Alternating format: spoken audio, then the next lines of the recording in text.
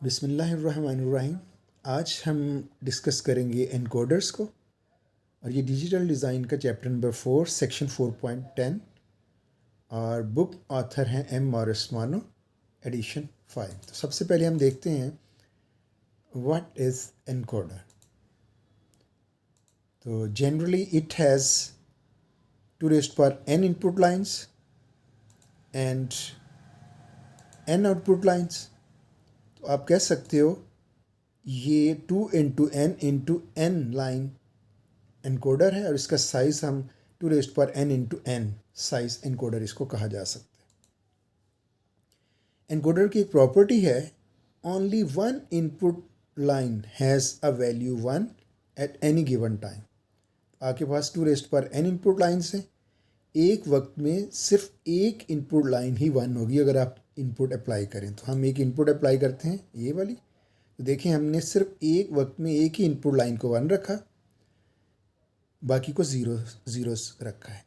तो इस input line ये जिस भी डिजिट की होगी, ये एनकोडर उसको एनकोड करेगा, यानी उसका इक्विवेलेंट कोड बनाएगा, और वो होगा बाइनरी नंबर में।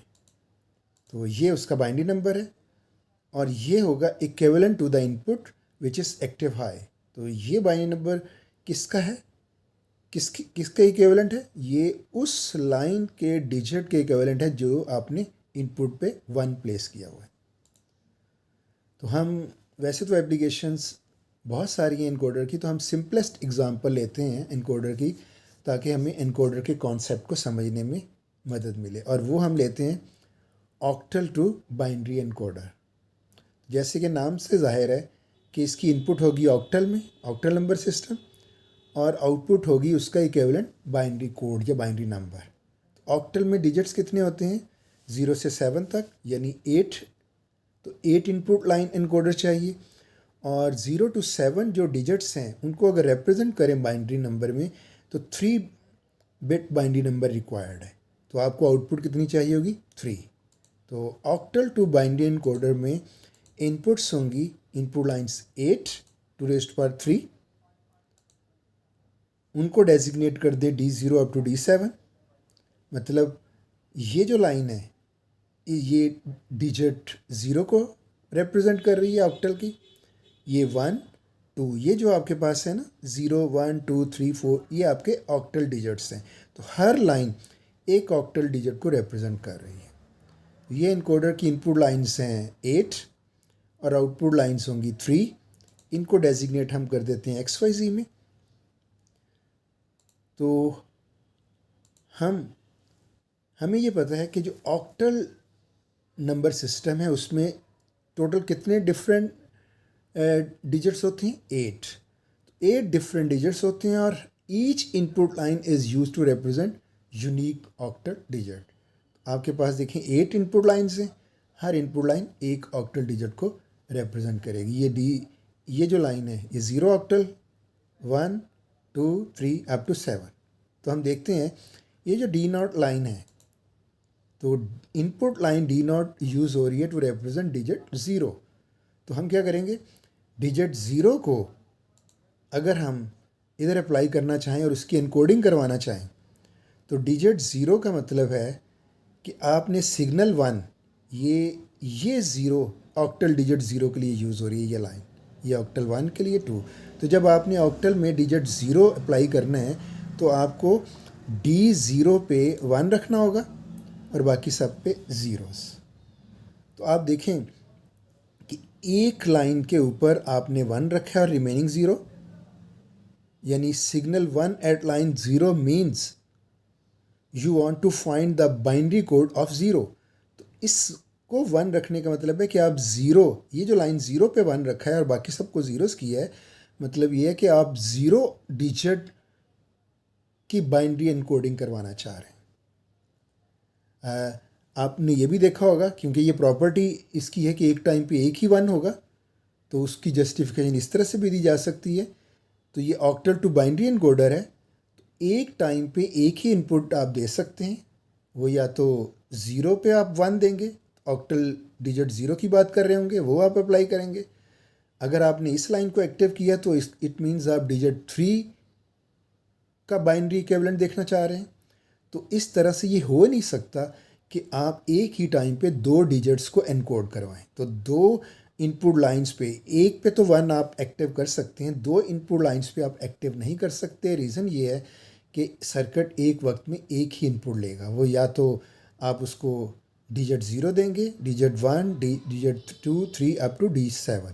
तो जो डिजिट आपने देना हो, जैसे इस केस में हम डिजिट 0 दे रहे हैं, तो उस लाइन पे आप 1 प्लेस कर दें। 1 प्लेस करने का मतलब है आपने इस एनकोडर को डिजिट 0 दिया है और वो उसको एनकोड करेगा किसमें, इस 0 के बाइनरी इक्विवेलेंट में। ये उसका बाइनरी कोड है डिजिट 0 का। ये तो इस 1 का मतलब, वैसे तो ये बाइनरी इन्फॉर्मेशन नज़र आ रही है, ये 1 और ये ज़ीरोज़, ये बाइनरी इन्फॉर्मेशन नहीं है। ये असल में एक लाइन पे जब आप 1 देते हो तो असल में उस लाइन का जो ये नंबर होता है, तो आपने वो इनपुट दी है, तो इस पे 1 रखा है, तो आपने असल में 0 डिजिट इधर अप्लाई किया और उसका बाइनरी कोड देखना चाह रहे हैं। अगर आप D3 के ऊपर 1 देंगे और बाकी सब ज़ीरोस होंगी, तो इट मीन्स 1 मीन्स कि आप 3 की एनकोडिंग करवाना चाह रहे हैं, तो उसका बाइनरी इक्विवेलेंट 3 का इधर आएगा। तो आप इसी तरह देख लेते हैं, एग्जांपल के तौर पे आप डिजिट 1 देना चाह रहे हैं, यानी ऑक्टल 1 इसको अप्लाई करना चाह रहे हैं, उसको एनकोड करवाना चाह रहे हैं उसके इक्विवेलेंट बाइनरी में। तो डिजिट 1 का मतलब है ये 1 लाइन पे आप 1 प्लेस करोगे और बाकी सब पे ज़ीरोस। तो ये इसको एनकोड क्या करेगा, क्योंकि आपका डिजिट 1 है, ये 1, तो ये इसकी बाइनरी इसको एनकोड करेगा 0 0 1। ये X Y Z ये आपका मोस्ट सिग्निफिकेंट बिट है और लीस्ट सिग्निफिकेंट। तो 0 0 1 means equivalent of 1, binary code equivalent of 1। तो ये बाइनरी कोड ऑफ डिजिट 1 है। अगर आप ऑक्टल में 2 को और उसका कोड जनरेट करवाना चाह रहे हैं, जनरेट कह सकते हैं उसको, असाइन और कह सकते हैं उसको एनकोड करवाना चाह रहे हैं, तो 2 अगर आप इसको देंगे तो ऑक्टल 2 आपने 1 प्लेस करना है लाइन नंबर 2, ये D2, और बाकी सब ज़ीरोज़। तो ये 1 का मतलब ये है कि आप इन इनपुट लाइन जो ऑल पॉसिबल ऑप्शंस हैं 8 ऑक्टल की, तो एक ऑक्टल की, तो एक टाइम पे एक ही ऑक्टल दिया जाएगा। यहाँ पे हम 2 दे रहे हैं और वो D2 पे आपने 1 प्लेस कर दिया। ये एनकोड हो जाएगा इस 2 के बाइनरी इक्विवेलेंट के। तो 2 को लिखा जाता है 0 1 0, तो ये है बाइनरी कोड ऑफ डिजिट 2। तो आपने अब ये तो अंडरस्टैंड कर लिया होगा कि एनकोडर में क्यों एक वक्त में एक ही लाइन को एक्टिव किया जा सकता है। क्यों, इसकी हर इनपुट लाइन एक यूनिक इनपुट के तौर पे बिहेव कर रही है। तो 8 ऑक्टल इनपुट्स होंगी, तो एक टाइम पे एक ही देनी है। तो जो ऑक्टल आपको चाहिए डिजिट जिसकी एनकोडिंग करवानी है, उस लाइन के ऊपर आप 1 प्लेस कर देंगे। तो मोर देन 1 का तो सवाल ही पैदा नहीं होता, कि वो तो ऐसे हो जाएगा जैसे आप, अगर आप इसको D2 को 1 करते हैं और D5 को 1, तो आप D2 और D5 दोनों ऑक्टल डिजिट्स की बाइनरी एनकोडिंग तो एक ही टाइम पे तो नहीं हो सकेगी। हाँ, आगे जाके हम इसको प्रायोरिटी एनकोडर में एक डिफरेंट वे में देख लेंगे। तो एनकोडर एक्चुअली क्या परफॉर्म कर रहा है, reverse operation of a decoder. तो डिकोडर हम इससे पहले सेक्शन 4.9 में देख चुके हैं। अगर आप इसकी डिटेल जानना चाहते हैं तो सेक्शन 4.9 में डिकोडर की डिटेल मौजूद होगी। तो हम अभी देखते हैं कि असल में आपके डिकोडर और इनकोडर में फ़र्क क्या है। तो डिफरेंस देखते हैं, what is the difference between decoder and encoder. जैसे अभी हमने कहा डिकोडर इसका रिवर्स है। तो ये हम एक डिकोडर ले रहे हैं, 3 इनपुट हैं और 8 आउटपुट्स। तो आपकी ज़ाहिर है आपको पता है डिकोडर में इनपुट होती है बाइनरी नंबर और ये कोडेड इन्फॉर्मेशन होती है अननोन टू द यूज़र, और आप इसको डी कोड करवाना चाह रहे हैं, यानी देखना चाह रहे हैं ये कोड किस डिजिट का है। तो डी कोड मीन ये कोड को एक्चुअली जो कि आप जिसको जानते नहीं हैं, जो कोडेड इन्फॉर्मेशन है कोड की फॉर्म में है, उसको देखना चाह रहे हैं ये कोड है किसका। तो असल में आप इसको डी कोड कर रहे हैं। तो 0 1 1 एक्स आपका हाई मोस्ट सिग्निफिकेंट और ये लीस्ट सिग्निफिकेंट, तो ये होगा 0 1 1 मीन्स 3।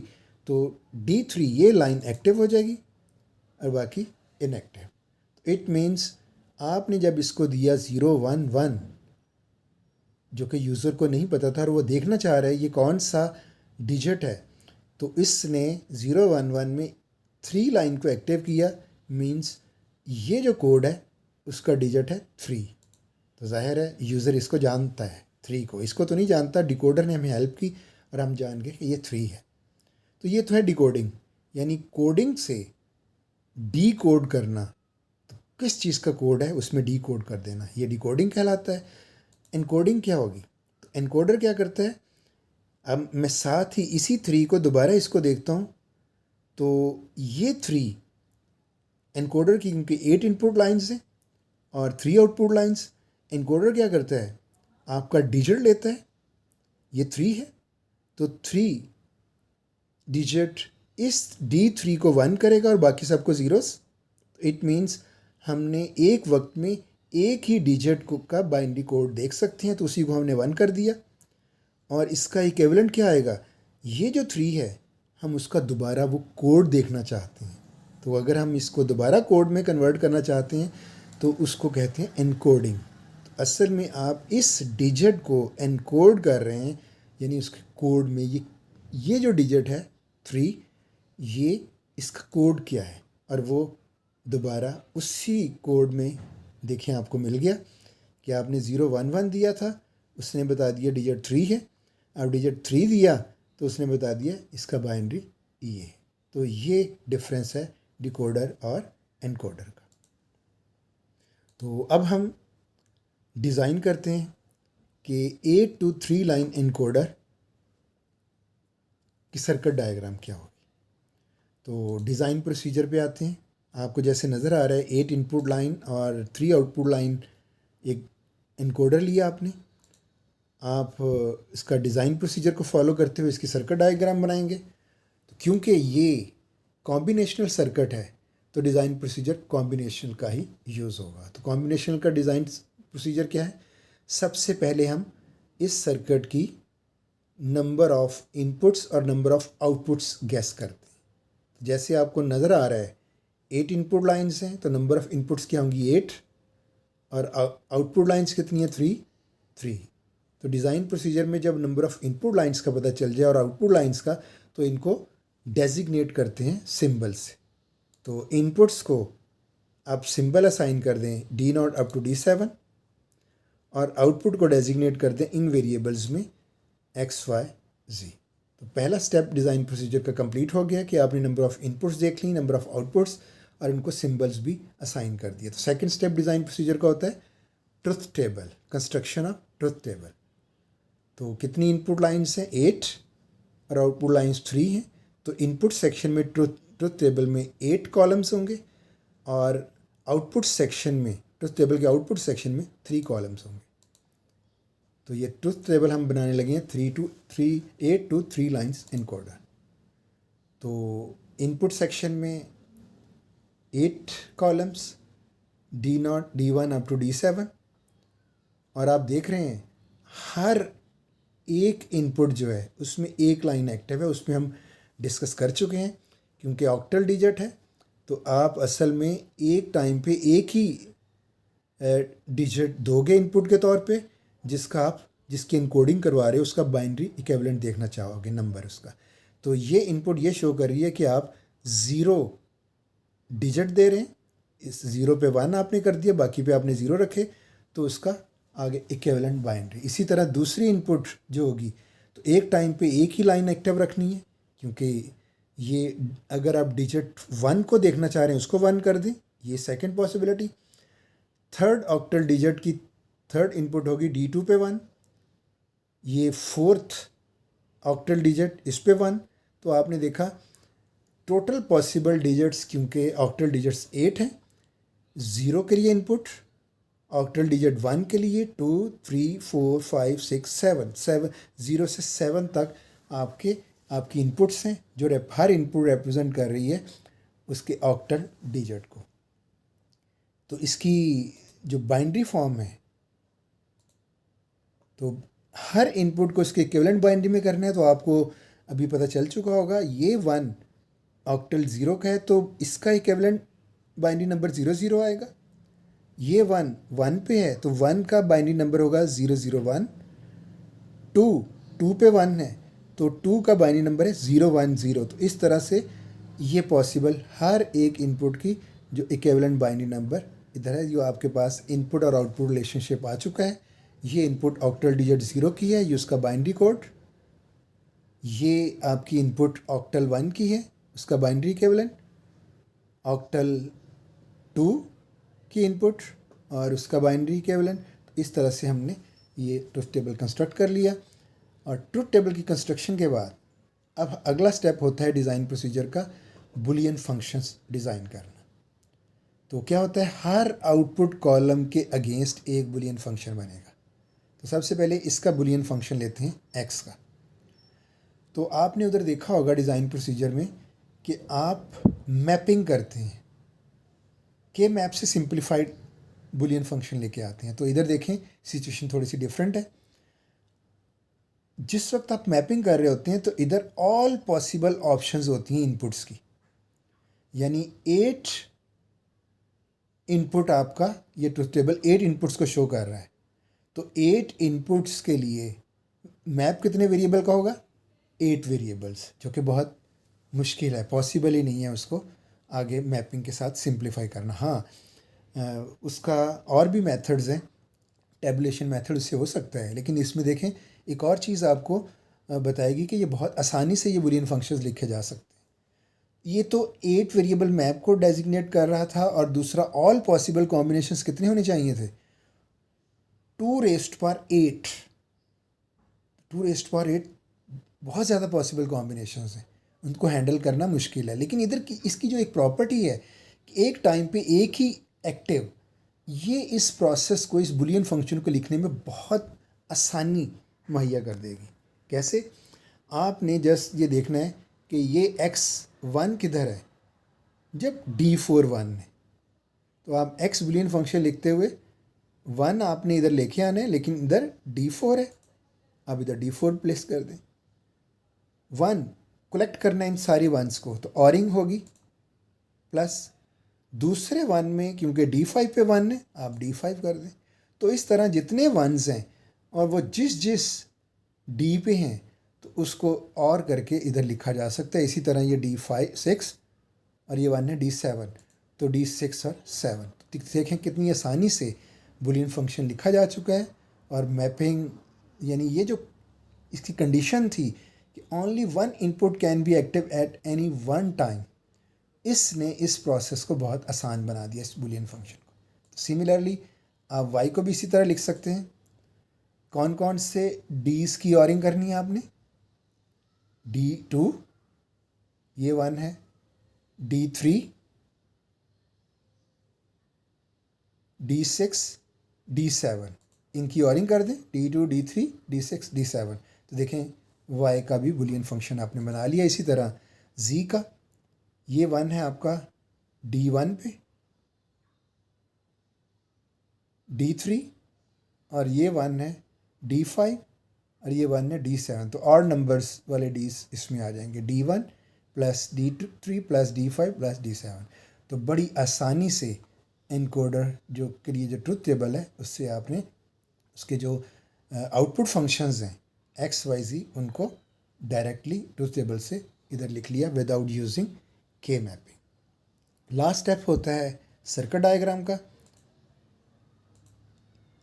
तो लॉजिक डायग्राम भी बहुत सिंपल है, जस्ट आपको 3 और गेट्स चाहिए, 4 इनपुट और ये चाहिए, 4 इनपुट और ये चाहिए, और 4 इनपुट आपको ये चाहिए। तो और गेट 3 बना लें, एक्स वाई जी आपको मिल जाएंगे, क्योंकि x function of d4 d5 d6 d7 है। तो इसकी इनपुट्स होंगी d1 3 d3 d5 d7। Sorry, पहले z लिखते हैं, क्योंकि हम जो पहले हमने ट्रुथ टेबल लिया था या जो ब्लॉक डायग्राम थी उसमें x नीचे रखा था, z ऊपर। तो इसमें अगर देखें z d1 d3 d5 d7, तो ये इनपुट्स 4 इनपुट और gate. y d2 d3 d6 d7 इसकी इनपुट्स बना दें। तो ये देखें d3 सॉरी, ये पहली इनपुट D2, D3, D6 और D7, यही आपकी Y है। लास्ट D1 जो आप सॉरी X जो है आपका D4, D5, D6, D7। आप देख सकते हैं पहली इनपुट D4 है, D5, D6 और D7। तो किस तरह से 3 OR गेट्स चाहिए 4 इनपुट OR गेट्स, आपकी लॉजिक डायग्राम बहुत आसानी से कंस्ट्रक्ट होगी। ये है आपका ऑक्टल टू बाइनरी एनकोडर, यानी 8 to 3 लाइन एनकोडर। अब एनकोडर की एक लिमिटेशन भी है कि एक टाइम पे एक ही इनपुट एक्टिव रखनी है, लेकिन अगर एक से ज़ायद इनपुट्स 1 हो जाएं तो फिर एनकोडर किस तरह से बिहेव करेगा। तो जाहिर है अनडिज़ायरेबल ऑपरेशन होगा, और इसका मतलब है कि अगर एक से ज़ायद इनपुट्स 1 की परमिशन दे दी जाए और उस एम्बिगुइटी को रिज़ॉल्व करना हो, तो उसके लिए हम अगले यूनिट की तरफ जाएंगे जो है प्रायोरिटी एनकोडर। तो नेक्स्ट लेक्चर में हम इस एम्बिगुइटी को रिज़ॉल्व करेंगे, इसका सॉल्यूशन प्रोवाइड करेंगे using designing priority encoder. Thank you.